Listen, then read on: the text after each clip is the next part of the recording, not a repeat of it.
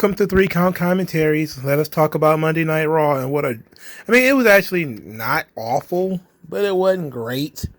These episodes of Raw are just kind of dry. They're just very, very dry. There's only one note worth discussing. It's not really even worth discussing, really. The Rock and Seven Bucks Productions are going to investigate the mysterious demise of WCW. Wow, what a creative and totally original idea, Dwayne. We're going to dig into the death of WCW, one of the most heavily researched topics in all of pro wrestling, where there's tons of articles written on it and a bunch of stuff. And even despite this fact that it is so well researched, and that it is so many books and articles and things like this written on it, there's still so many people who don't understand why WCW is dead. They don't get it. But the team of Dark Side of the Ring, or Vice Studios, will be assisting him on this production. It's just another way of trying to cash in on old wrestling. You would think they'd have stuck with Tales of the Territories, or which was seeming to be a show that some people enjoyed anyway. I never really got all the way into it, but it was okay. But the demise of WCW, come on. Everybody who already knows about this knows. But there are still a lot of people who are somehow very, very confident in their twisted views. Look, I'm going to be very quickly, and you can sum up the death of WCW literally in like 3 sentences. Turner didn't want it anyway. It started losing a lot of money. The merger happened, and AOL didn't want it. Everything else is just an accoutrement to this whole ordeal. All right? Oh my God, WWF hired, what was his name? Stuart Snyder, the guy who was Brad Siegel's frat brother in college. It's like, yeah, but they were going to get rid of the show whether Vince bought it or not. 90% of the people who wanted to buy the promotion also wanted the time slot. They don't want to air the show. It's not a matter if they don't want to own it. They don't want the show on the air. It's always been this way. So people who are insisting that there's some backdoor chicanery to why WCW was going off the air, they were canceling the show regardless. All right? It was leaving. It was gone. It had nothing to do with Viacom. It had nothing to do with Brad Siegel and Stu Snyder. Now, maybe you could say there was some shenanigans when it comes to the price, because I think Vince said he paid less than $4 million for it. I think it was $2 million or something like that at the time. That's a steal. But when you consider nobody saw the value in the tape library, nobody saw the value in anything else at the time, you probably wouldn't be able to get away with that today with all the history of Jim Crockett Promotions and all the history of the other wrestling stuff that they own. You wouldn't be able to get away with paying so very little for it today. But back then, they didn't care. But, okay, I will watch it. And hopefully they use Guy Evans's book, Nitro, as the blueprint for this thing. And if they do that, then this thing might actually be accurate and interesting, because no book, no article written has ever been as accurate as Guy Evans' book, Nitro. How do I know that? Because he actually talked to people who worked in those departments. He actually talked to people who worked in Turner ad sales and who worked in broadcasting, who worked in creative. He talked to the wrestlers. He didn't just rely on dirt sheets. All right. He actually went and talked to people. He sought them out and asked them questions. It's fairly damn accurate and pretty consistent throughout the beginning of the book. You don't need any more digging into WCW. We figured it out. All right, we figured out what happened. I can't believe we're still trying to mine the corpse of WCW, but here we are. And, if you want to do, like, historical wrestling stuff, if WCW is the beginning of, we're going to do the death of the territories kind of thing, that could be fun.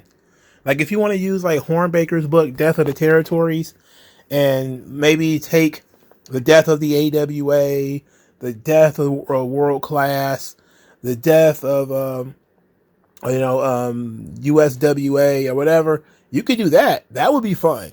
If you just want to use WCW as sort of the first one, and then ECW is the second one, and then you do other promotions like the death of Ring of Honor, the death and rebirth of TNA. That could be a fun series. But WCW, I feel like that's WCW and ECW specifically are just two promotions that people have talked about ad nauseum.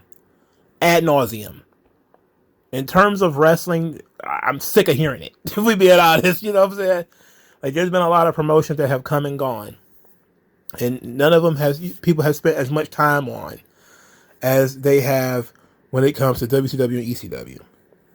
But I forgot to talk about this, but we're going to talk about this. Apparently, Dave Meltzer went on his podcast and was talking about why Jade Cargill had not yet debuted in WWE. And it goes that his gut says that they probably never saw her wrestle before. So now they're seeing her wrestle and they're not so sure. Not so sure about what? Don't know. But this is supposed to be why apparently it's taken so long for her to debut. Not that Triple H is a master of, drawing things out to their absolute maximum point, which is what he did with the re-signing of Bray Wyatt and, Carlito and several other people that he brought back. He never brought them on TV immediately. Even if he showed them off to a degree, he never really brought them back immediately. But to me, it seems like basically a thinly veiled shot at Jade Cargill's work, which, look, she's not that good. And everybody knows that. She never had to work a long match. She never had to put in the effort. She never really had to learn how to sell. So they basically had to build her up from the ground up. But the idea is that, WWE is now believing that they bought a lemon, or this is going to take longer than they thought. But it seems like every time he has these gut feelings, they're always negative. He never has anything positive to say. Remember when it was taking a long time for that Olympic dude to show up? What the fuck is his name? Gable Steveson. Remember when it took so long for him to show up? And then it was all of a sudden, well, there's no plans for him, or he's not going to be on the roster. And then he magically popped up on NXT and had a match on NXT. And then all of a sudden he disappeared again. Well, they've gotten rid of him. And then he popped up on the house show circuit in NXT. It's the same thing here. He's making guesses and really leading people to believe certain things. Like, WWE never intended to put Jade Cargill in the ring so soon. And you could tell. They don't even have a brand for her. They have stopped doing the teases. The random Jade Cargills popping up in all these different places. That has been suspicious. It's not quite Emelina. Not quite, who's your boy from Indushare, Veer Mahan? Veer is coming. It's not quite that bad because they just kind of stopped doing it. But it was clear to me that she wasn't going to be on TV anytime soon. But the likelihood of her being on TV soon was about the same as her not being on TV soon. We don't know what the plans are. We don't know what the planned spots are, what the planned heel, babyface. We don't know. And a lot of people thought that Jade Cargill was going to be the fifth member of Bianca's team on Survivor Series. And now she's not. And people are like, well, that seemed like to be a natural spot for her. And it's like, why would it be a natural spot? Her and Bianca have never interacted. And the only interaction she's had with Charlotte was just them two staring at each other. What would make you think that Jade Cargill being a person on that team would make sense? Now, a lot of people think that they're going to try to drag this thing to the Royal Rumble and that she's going to actually make her in-ring debut at the Royal Rumble. Now, I actually do think that's probably a better option, but I think she'll probably be on TV again before then, But it has been weird, and I will give Meltzer some credit that people are asking questions. It's a relevant question to ask, that where the hell did she go? She went from popping up here and there on television on NXT, Raw, and SmackDown to now disappearing completely. What happened? That's a question you can ask. But to say, like, I don't know, man, I think they just finally saw her wrestle and was like, they want to pull a plug on this thing. They bought a lemon. It's like, well, everybody knew that they was going to have some work to do because of her lack of experience. Everybody knew that. So I'm just going to say that it's taken a little bit longer than they thought, probably, in order for her to get to a certain level. But also, Triple H has been really on the tip of wanting to have something prepared when people come in. And right now, there's no storylines prepared for Jade Cargill because almost all of the top girls are tied up. And, you could bring her in and have her feud with Indy Hartwell, but, that's more, why would you want to do that? So I'll say this. While I'm not going to wildly speculate that her in-ring work is so terrible that Triple H is like, no, I will not have such vile wrestlery on my show.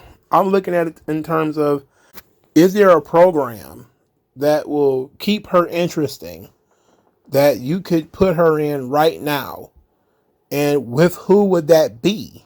If you were going to put her in a program with somebody right now that she could work with, get over on, what would her character be, music, all this kind of stuff. There's a lot of questions.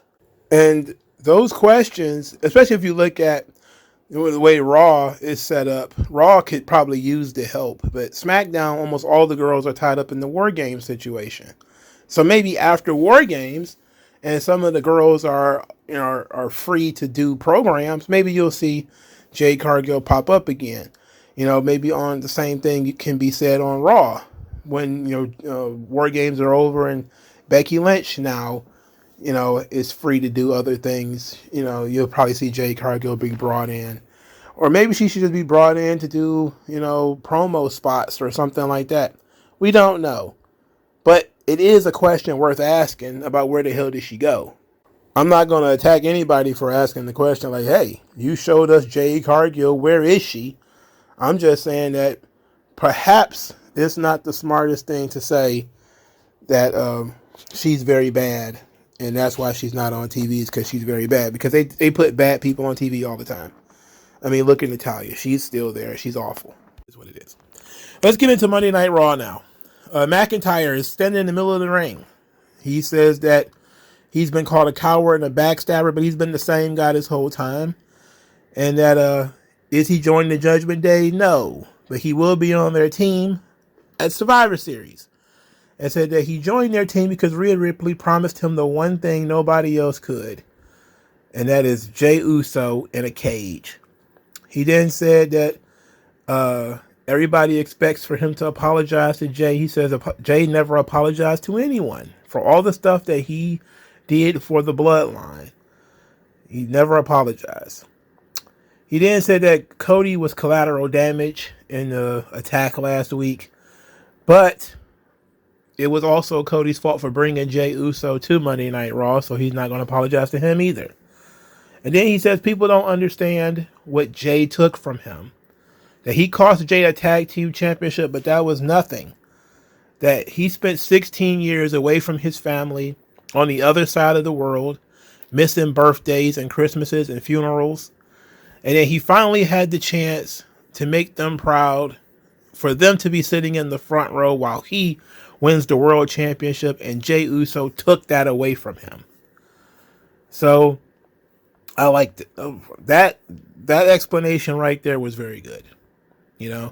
I see why you would be resentful. I see why you would be bitter about that, especially when you put it in those terms. 16 years away from your family, not, missing so much. And now you get an opportunity to show them what they've been missing, what you worked so hard for, and it was ripped away from you. Yeah, that would, I see why you would be pissed. I see it. Jey Uso comes out, says he's going to give Drew McIntyre a yeet down. He's bopping. He's being a little too comedic, considering how serious Drew McIntyre is and how angry he is. But as he's about to get in the ring to deliver this yeet down, Judgment Day appears. So then Cody and his team appear, Adam Pearce gets in between everybody and says that he needs to save it for Saturday. And whoever breaks the rule of no contact is going to automatically give the other team the advantage. Then he tells Cody's team they got 2 rules. 1, they have to pick a 5th member by the end of the show, and they have to pick somebody to fight in the challenge match. So both Judgment Day and I guess you say Team Cody or to Team Rollins, I don't know. This mishmash of the League of Extraordinary Gentlemen they got over here, where Cody is dressed like Sherlock Holmes, and Sami Zayn is dressed like Paul Bunyan, and Seth Rollins is wearing a blue, is that chinchilla? I don't know what that is, but it was a very interesting looking dynamic there. You could tell that none of those characters look the same. And you could tell there's a mishmash of personalities. All right, so backstage, Damian Priest volunteers to go, but Rhea Ripley is like, we need to talk to everybody because, Drew McIntyre's not here. Speaking of Drew McIntyre, Damian Priest, El Capitan, El Jefe de Judgment Day, didn't know about this Drew McIntyre thing. It feels like he should know about it. Rhea Ripley apologized and said, yeah, well, I should have run that by you, but it's too late now. I've already done it. So later, Cody Rhodes and his team, they're thinking about who is going to fight in their challenge match, and both Jey Uso and Seth Rollins want the fight. Jey Uso ended up getting the match because Judgment Day picked Drew McIntyre. So Drew McIntyre came into the locker room. He got into Damian Priest's face. Damian Priest reminded him that he is El Capitan, El Presidente, El Jefe de Judgment Day. And that Drew McIntyre cost him the World Heavyweight Championship, so he don't like him. Well, Drew don't like them either. But he wants to be the man to get the team the advantage. And Damian Priest, by all means, go ahead, prove yourself. And so this was the main event of the evening. Drew McIntyre versus Jey Uso. They spent the rest of the show basically hyping up their guys, and Cody running around trying to figure out who his 5th person is going to be. Sami Zayn is like, Raw, SmackDown guys aren't off the table. And Cody's like, I got to go make a phone call. Because, you could solve any problem in WWE with a phone call these days. Which, it's actually not that big a deal. It's okay. Now, the main event was a advantage match to see who was going to get the advantage, and it was won by Drew McIntyre with a future shock DDT. Jey Uso loses a lot. It's very unfortunate. But the match was solid. It was solid enough. I didn't hate it. I just kind of felt like it took a chunk of the heat out of this feud, though, because Drew McIntyre got some measure of revenge on Jey Uso. And then even after, but of course the heel turn makes it, it's not proportionate in any way. So even after the match, he wants to do more damage, so he's going to put him through a table or something like that, and then, the team saves him. So then after this, Cody cuts a promo, started making all these vague references to Randy Orton about voices in heads, and, we may look like prey, but, with us, it's nothing but the apex predator. And then he says, after he drops all these different hints, he says, I'm pretty sure all these people know who it is, and they're right. And then he sort of spikes the microphone or tosses it in the air or whatever. So it's Randy Orton. And that rules. That rules. I don't know if Randy Orton, his first match back, you want to put him in a War Games match for 25 minutes, but he's probably going to come in at the end. But, okay. I loves me some Randy, so I'm in. I'm involved, And then Randy Orton. Can we begin the Randy Orton Cody story? That's what it seems like we're going with this, So I'm all right with it. I like it. He got a legacy with this man. The Judgment Day stuff is okay. Drew McIntyre. Oh no! In terms of not liking Judgment Day. And also not liking Cody's team, but hating Jey Uso specifically. He's not a big fan of Seth Rollins, but he hates him some Jey Uso. So at least that's consistent. I just wish that Jey Uso was taken a little bit more seriously as a single star, but I get it. I understand why it ended up this way, At least it makes sense. So I can't be mad at that. The heels have the advantage, which is the right thing to do 100% of the time in these situations. And also, I don't know if I like the idea of an advanced match, advantage match rather. Why not the good old coin flip? I don't know. I guess they try to have matches on TV that have stakes, but these matches are very dry these days. I'm talking these matches lack energy. I don't know what's going on with them, but whatever.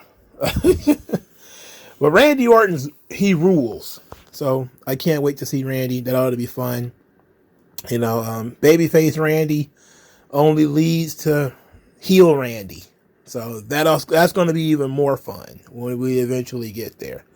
So this is going to work out fine, I think. And it's not a star-studded match with, Drew McIntyre on one side, Randy Orton on the other. It's fun, And there's implications if Judgment Day loses that it's Damian Priest's leadership that's going to be a failure if they lose, But my thing is, I don't see why you don't have Judgment Day lose, but Damian Priest wins the world title in the match. I think you got to do it. As far as I'm concerned, that's one thing I think you kind of have to do. You have to switch the title. And I think having Seth Rollins lose the belt in War Games would be interesting. It would be an interesting twist, to how the Money in the Bank thing works. And it'll be a surprise because people would not be expecting it, So that would be great. I think. I personally think they should do it. Triple H has not shown that he's willing to do things like that, to shake stuff up to that degree. But I think, why not do it? Like, what would be the good argument to not have Damian Priest win the World Heavyweight title in the War Games match? What would be your good reason for not doing that? I mean, most people are kind of burned out on Seth Rollins anyway. And since he's already in the match and he's going to get beat up by a bunch of people, he's going to be, distracted and, there's already weapons in the ring. There's a lot of different excuses for where you could, get away with it. So I would do that if I were them. All right, there was a Xia Li vignette. It focused on her fighting skills, her hitting the punching bag and everything. And this led to her match with Becky Lynch, which she lost. It was probably the best Xia Li match on TV in a long time, which ain't saying much considering she doesn't get that many matches. But Becky Lynch wins with the manhandle slam. Lyra Valkyria got to sit ringside and watch her number one contender lose. And everybody who was excited to watch Xia Li on NXT potentially win the NXT title, oh well. She's going to take a loss 2 days in a row. But what do you expect for somebody who wasn't even on TV for most of this time? But she had a good accounting for herself. She didn't look like shit, but they really could have used a disqualification here where Xia Li basically just hit Becky Lynch with a chair, or something like that. And then maybe Lyra Valkyria jump the barricade and save her, and then she could have kicked Lyra Valkyria in the head just to get some heat. Heat matters. You know what I'm saying? Heat matters. It's probably the most important thing in all of wrestling. And these folks just cannot master the art of getting heat. Anyway. Shit. Ludwig Kaiser, he was very mad at Giovanni Vinci for helping him last week. Giovanni Vinci is saying he's just doing what's best for Imperium. Gunther liked what he did, so if Gunther likes it, that means it's good for Imperium. So then Ludwig Kaiser told him to stay himself backstage and let him do what he's going to do. He's going to beat Johnny Gargano tonight. He does not want Giovanni Vinci at ringside, but that's exactly what he got. Johnny Gargano and Ludwig Kaiser. Let's talk about Johnny Gargano. All of his offense looks phony. It all looks staged. Every spot looks like it's well rehearsed. Nothing looks like it hurts. It all just looks like you're going through the motions. It looks like the Young Bucks offense. It looks like shit. There's no aggression there. There's no sense of urgency there. There's not enough drama there. I don't get it. If you're a fan of Johnny Gargano, please help your boy out. Explain to me how you're a fan of this guy. Ludwig Kaiser, to me, is basically like he could be the European Kurt Hennig. He could be the European Mr. Perfect. You know, he is literally that good. He's very smooth. His character is very well crafted. He looks great. He can talk. He can show intensity. You know, I just don't see what clearly he's just in a second in command role right now, so they kind of booking him that way. But there's no energy at all behind this DIY thing. I mean, this thing is flopping hard. It's flopping hard as hell. Let me tell you. So Giovanni Vinci came ringside, distracted Ludwig Kaiser. The match was going on too long by this point. Due to that one final beat, the slingshot DDT, Johnny Gargano wins. I almost cried. At this point, they go backstage where Kaiser is yelling at Giovanni Vinci because he told him to stay backstage and not to interfere. Kaiser is overheard by Gunther, who wanders over, and Kaiser basically snitches on Giovanni Vinci, saying that he's my responsibility and I told him not to do this and he did it anyway. So then Gunther says to Giovanni Vinci that he's doing the right thing. He's trying to uphold the prestige of Imperium, that he did good, and that maybe he left the wrong man in charge while he was looking angrily at Ludwig Kaiser, who was now starting to show a little bit more attitude towards Gunther. Like he's not feeling OG right now. The ring general, he's not feeling him. The ring general is criticizing old Kaiser a little too much.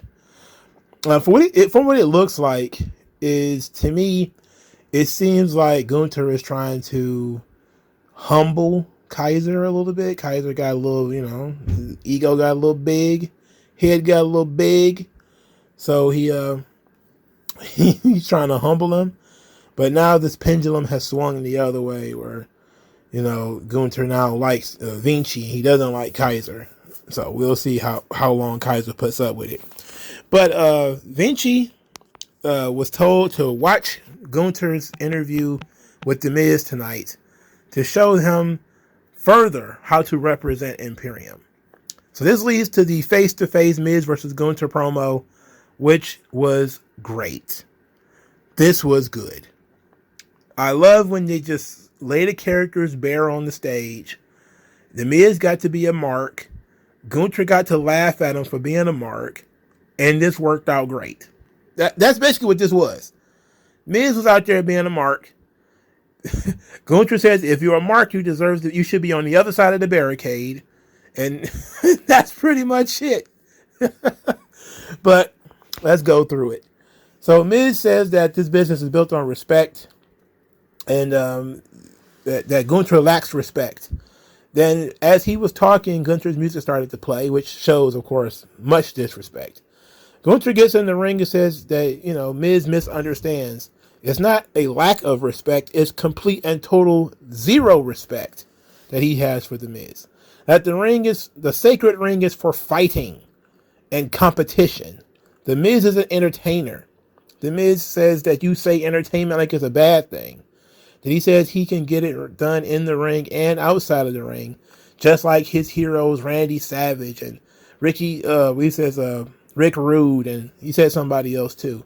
And he says he always wanted to hold the same title that his heroes held, so that he could be just like them. And, You know, and he's done that. And those guys are immortal. They live forever. We still talk about them because they were greats, not one-note robots like Gunther. Gunther then laughed and says, you know, this is what you do. You're an entertainer, and I'm very amused. Miz then says that, you know, let me amuse you a little bit further by saying, you know, I adapt. Over time, I change. This is what makes me an entertainer. This is what makes me an entertainer and immortal. I know what it takes to win. I will do anything that it takes to win. And then he says to Gunther that you've always been on top. You've never been at the bottom. We don't know what you got yet. We don't know who you really are until you're down on the bottom. And he says that one day, when you're not the Intercontinental Champion anymore, when you're down on the bottom, we'll see if you're truly a person that is worthy of my respect. And since Gunther doesn't respect him, he's going to have to beat some respect into him. So Gunther laughs again. Now, the Miz's part of this promo, again, is very good. This is what we know Miz to be. You know, if you've ever seen him on The Real World, you know his character early in his career has always been based off of his fandom. Him being a fan first. You know, that's where a lot of this comes from. The Miz persona, all this kind of stuff comes from him being a fan first. But Gunther is a competitor. And so he says, look, he can see right through the Miz.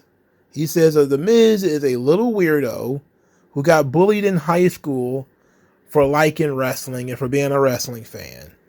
And then you worked hard, you got here, and then you got bullied by your heroes because you don't deserve to be here. You don't belong here. You still don't belong here. You know, and it said that the Miz, with his attitude, belongs on the other side of the barricade. Then the Miz just kind of stood there and the crowd started chanting USA, and Gunther cooked the crowd by saying, chanting 3 letters at me don't mean anything. You're all insecure. You're all weak. Just like the Miz. And the USA chant stopped. And it just went back to generic boos. So then he says, you want to know my point of view? And then he just says, I don't think you've been bullied enough. And huge pop for me. Whenever somebody says some shit like that, huge pop. He said, you ain't been bullied enough. So he starts like shoulder checking him. Like, come on, Miz, what are you going to do? Body checking him. And the Miz is like getting, you know, bounced back, knocked back. And he's demanded that the Miz fight back. The Miz defend himself, do something. So then the Miz starts fighting him and he gets boots in the chin because he can't fight for shit. And the Miz never looks like he can fight either.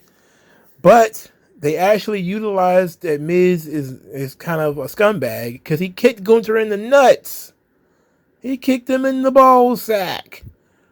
And they're, of course, telling the story that the Miz can't outfight Gunther, but he's crafty and he's willing to do whatever. So they're letting you know right now that the Miz will be cheating in that match. And you're still going to want to see the Miz win because Gunther is a pompous asshole. But this was great. This was a great segment. My only concern was, I think at the end, Gunther probably pushed Miz a few too many times. You know, I think 3 is kind of the maximum. I live by the rules of 3s. You do something 3 times, and you really kind of set the standard at 3. You know, once he's like body checking him so many times, it does make the Miz look weak. If he shoved him that one time and, you know, Miz didn't do anything, and so he shoulder checked him the second time, and then he body checked him the third time, then Miz has to throw the punch. You got to do something at that point.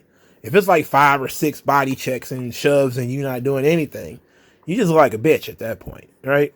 I mean, he got his paws all on you, hands all on you.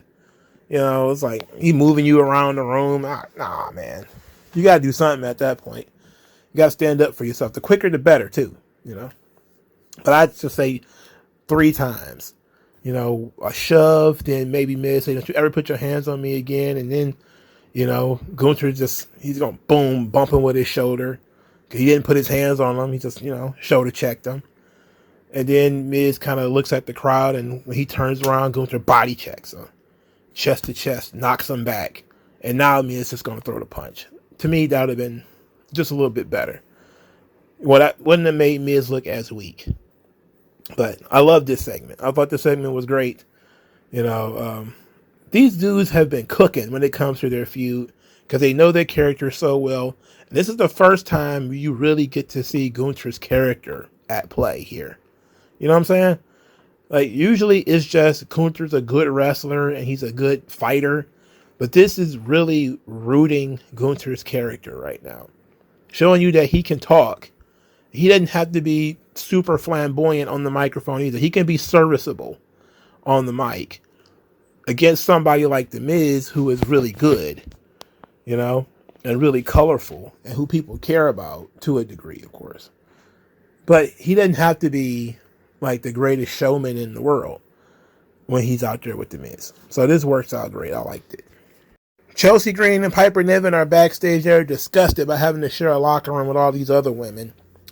When all the women's tag teams possible on the roster showed up, Tegan and Natalya, Andy and Candice, KC Squared, and Maxine Dupree and Ivy Nile, Adam Pearce decided to throw them all in a fatal four-way for the tag team #1 contenderships. And this match was actually not bad. It was actually not awful. I didn't want to watch it because Natalya's in it, and Tegan Nox is in it, and Candice LeRae is in it. Like, if you could, and Indy Hartwell, my God, Indy Hartwell, you know, she's a white-tailed deer out there. She's literally like Bambi in wrestling boots. I can't stand Indy Hartwell. She's not on my shit list like Tegan Nox, Natalya. She's not that bad, but I don't like her. I was actually surprised at Maxine Dupree. Very surprised at Ivy Nile as well. But KC Squared just seems like the natural team, but they can't get the look. And I want to write Triple H a very strongly worded letter, you know, asking him what is his love affair with Natalya, because Natalya fucking sucks. I mean, she sucks more than a vacuum, and all of a sudden, she gets all the opportunities, literally all of them. How many title matches and big matches has Natalya had since Triple H took over? Far too many. Far too many. She was basically fucking roadkill when Vince was there, because he smartly knew that 40-year-old Natalya had been on TV far too long and that she doesn't add anything to the product anymore. Like, you have gotten all you're going to get out of this sponge. It's dry. It's over. All right? Tegan Nox sucks, but at least you could put her with somebody else and it might not suck as bad. But putting her with Natalya only accentuates how bad this shit is. This shit sucks. All right, this shit blows. There's a lot of action in this match, though. A lot of cool combination moves and stuff like that. So it wasn't awful, but Natalya wins. Or I'm sorry, maybe Tegan Nox won. One of them pinned Maxine Dupree, who is a pinnable person. You know, Maxine Dupree is not really a wrestler, so you can beat her. It's not that big a deal. But would have been nice if KC Square would have got that look, because they're the only real tag team of the bunch, and it seems like they have no interest in actually doing anything with KC Square, except for them just sitting on the roster doing nothing. And crazy how Candice LeRae got her shit kicked in by Xia Li, and she's not going to try to get any kind of revenge or anything, huh? Interesting. Next, Zoe Stark, they showed a vignette for her, how she's a hunter when she's in the ring. This is her destiny. She's unstoppable.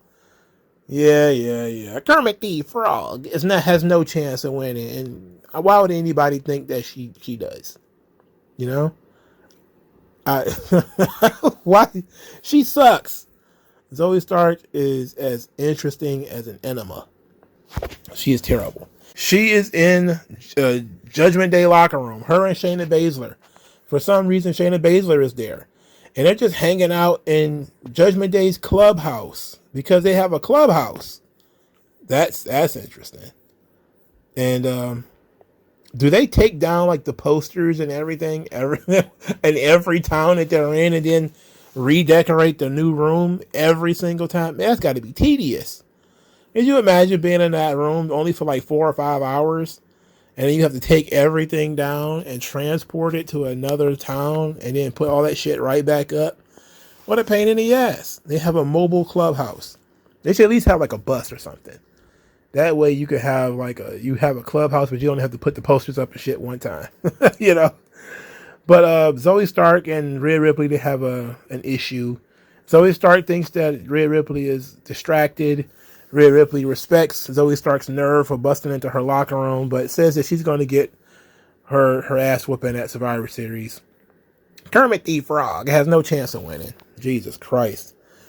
Triple H loves him some Zoe Stark and some Natalya. Somebody explain this to me. Like I'm 5 years old. Please explain this to me. Adam Pearce also made a tag team turmoil match. This means features all the men from the tag team division dumped into one match next week. It was an awful waste of time, and somehow now I found out that Kofi is a vegan. Thanks. Is that going to fix his chest? Because I don't think so. I don't think your chest being sunk in is something that veganism can fix. Ivar and Bronson Reed agreed to have a match against each other too. Okay. That seems going to work out just fine. So, you know, everything's running very smoothly. Shinsuke Nakamura defeated Chad Gable, another guy who's wrestling on NXT tomorrow night for a title, no less, and another person who loses. They didn't touch on Shinsuke Nakamura in the quiet room anymore with his special challenges. They kind of just dropped it. Like, I don't know if it's over. I hope not. But ultimately, they kind of let that go. So now Nakamura is feuding with Alpha Academy, which to me is not really even a feud. It's nothing. This is a stopgap between whatever new thing they have for Nakamura. And it seems to be dragging ass. Like, we have no idea what's going on now. And it's very unfortunate. But that's just kind of how it is right now. Okie dokie. So Nakamura is wrestling Chad Gable. Okie dokie. All right, I forgot match 1, which was Nia Jax versus Raquel Rodriguez. So the story of the match is that Nia Jax hurt Raquel Rodriguez's back, and therefore she couldn't do much against her. And it led to the actually interesting spot where it seemed like they were going to have Raquel Rodriguez powerbomb Nia Jax, but then her back gave out, and Nia Jax squashed her in the bonsai drop. What are they calling it? The Annihilator? All right, anyway, the bonsai drop. And then she hit the bonsai drop on the official level in order to win the match.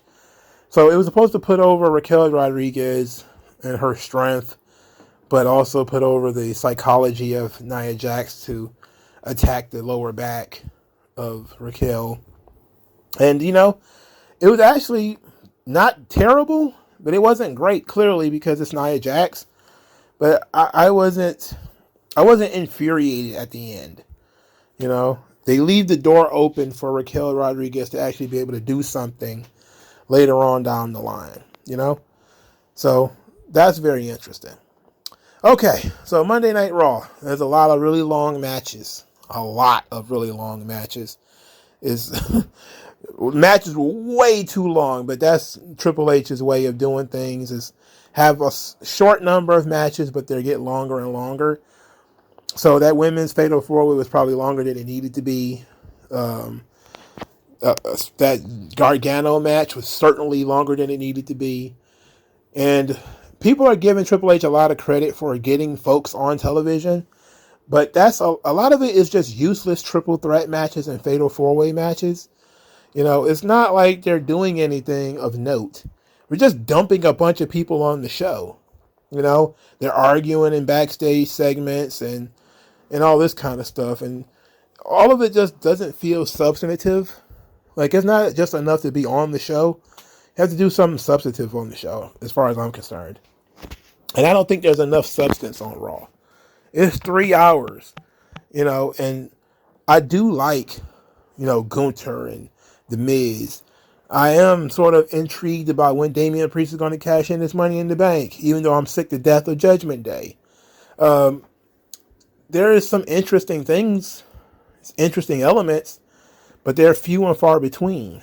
You know, the mid card is incredibly mushy, just inconsistent as all hell. Some people are really over, like Chad Gable. Some are barely over at all, like Ivar and Bronson Reed. And then you have Triple H insisting on pushing people that nobody cares about.